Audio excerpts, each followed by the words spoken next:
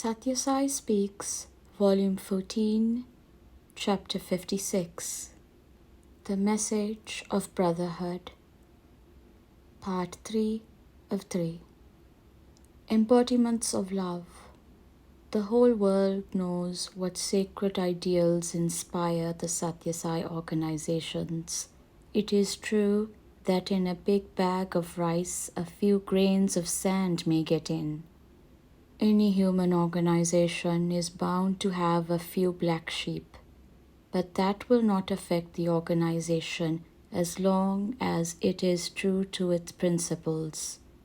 The kind of service and sacrifice which the Sathya Sai organizations are rendering is colossal. The basis for all that is love, the love that prevails among the members. From ancient times, the Upanishadic prayer said, Sahana Vavatu, Sahanau Bhunaktu. May He protect us all, may He nourish us all. The spirit of oneness proclaimed in these mantras, sacred formula, is operative today only in the Sathya Sai organization. That sense of oneness can only be promoted by the practice of love and not by any other means. Look at what happened during this World Conference. Many wealthy persons who had been used to a life of ease, many who had not done any arduous labor in their lives, had come here for the conference. Persons who had been accustomed to living in commodious houses had to stay here in small, overcrowded apartments. They put up with many inconveniences and did not ask for any facilities.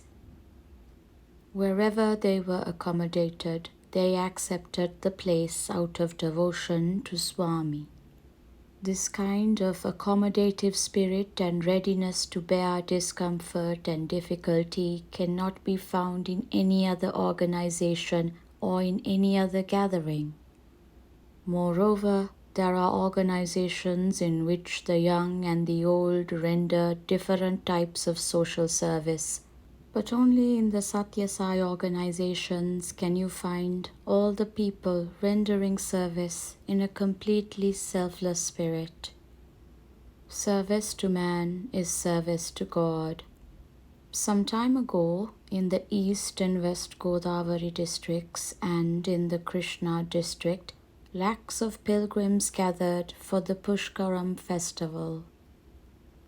The magnitude of the devoted and dedicated service rendered by the Sathya Sai organization, by men and women at those festivals, can only be realized by those who saw them there. Again, in anticipation of Swami's birthday celebrations, the members of many Sathya Sai organizations organized hospitality camps for devotees and visitors going to or returning from Prashanti Nilayam at places like Dharmavaram, Guntakal, Kurnool and Bagepalli. Although politicians like to talk about service to man being service to God, only the members of the Sathya Sai organization actually live up to this slogan. The decisions taken at this World Conference should not remain resolutions on paper. They must be put into practice. Every one of you must live up to the ideals of the organization. Some members transgress the rules of the organization. Some others do not live the ideals or carry out the programs of the organization. Some members transgress the rules of the organization. Some others do not live the ideals or carry out the programs of the organization. Some office bearers do not take an active part in the programs. Such persons discourage other members. We should not be interested in money, office, or positions. Our sole aim is to promote love, and all activities should be carried on in a spirit of love of each other. There is no greater source of strength, wealth or position than love. Envy destroys all human qualities, embodiments of the Divine Spirit. All those who join the Sathya Sai organization should bear in mind that they should be free from egoism. They should not lose their heads over such positions as state or district or samiti president. As long as egoism persists, one is not fit to hold any office. It is better to get rid of such office bearers. You must prepare yourselves to be exemplary, sevak, volunteer, and not a leader. Only a kinkara, one who is prepared to do any work, can become a shankara, divine person. You must therefore try to gradually suppress the sense of ego. The other evil which you have to get rid of is envy. There are persons who cannot bear the sight of another person achieving prominence or advancement. This envy is a ruinous disease. It destroys all human qualities. It converts a man into a demon. You must see that the demon of envy does not enter your minds. The third evil against which you have to guard yourself is adambaram, ostentation. If somebody offers sweet rice as prasad, offering at bhajan, another wants to show off by offering laddus, a sweet made of chickpea flour. There is competition in spending money on various functions. The Sathya Sai units should see that no money is wasted on unnecessary, ostentatious arrangements. Misuse of money is evil. There is another practice which should be discouraged.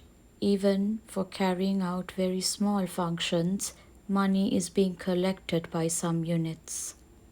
Every unit has some well-to-do persons, and if one or two of them can join, many activities can be carried out without raising funds from all and sundry. Take for instance this great world conference at Prashanti Nilayam.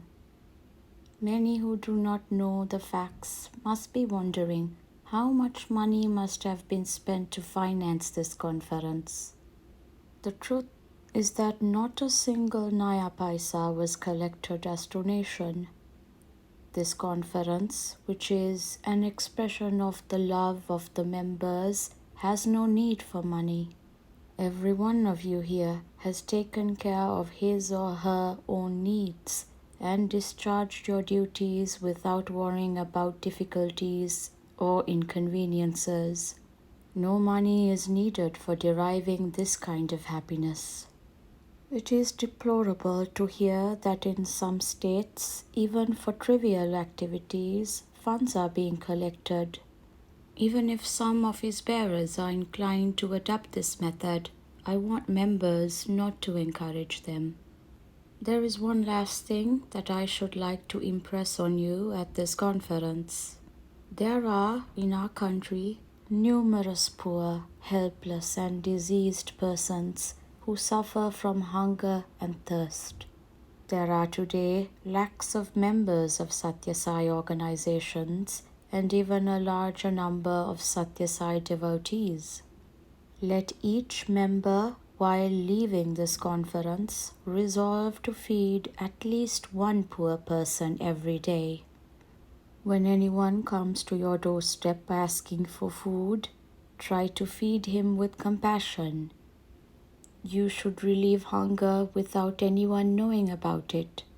If all our Sathya Sai organizations engage themselves in service to the poor and the needy, without any fanfare or exhibitionism, they will be giving expression to their sense of divine brotherliness and putting into practice Sai's teachings. End of part 3 of 3, Prashanti Nilayam, November 22nd, 1980.